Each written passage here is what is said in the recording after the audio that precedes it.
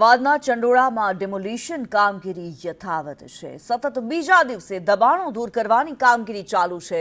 50થી વધુ જેસીબી અને ટ્રક સાથે આ કામગીરી થઈ રહી છે। કોર્પોરેશનની 50 ટીમો પણ કામગીરીમાં જોડાઈ છે।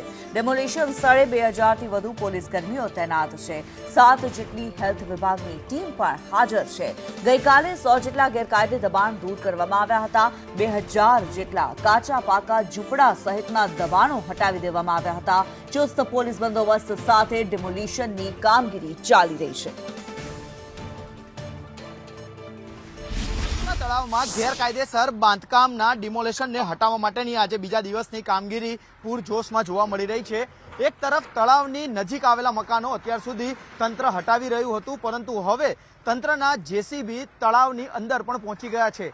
તળાવમાં જ્યાં ગેરકાયદેસર માટી પુરાણ કરી દબાણ કરી અને જે પાકા મકાનો બનાવવામાં આવ્યા હતા ત્યાં અત્યારે તંત્રનો જે બુલડોઝર છે તે ચાલી રહ્યું છે।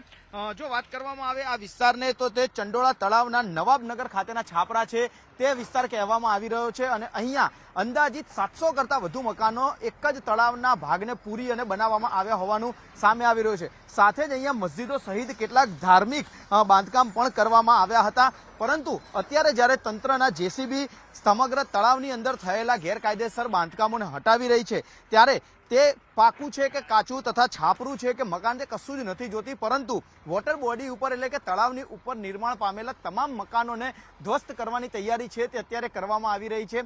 મોટાભાગના મકાનો એટલે કે જે તળાવની નજીક આવેલા મકાનો હતા તે અત્યાર સુધી તંત્રના હથોડાની નીચે હતા, પરંતુ હવે તળાવની અંદર બનેલા જે ગેરકાયદેસર મકાનો છે તેને પણ અત્યારે હટાવવા માટે તોડી પાડવા માટે તંત્રની કામગીરી છે તે જોવા મળી રહી છે।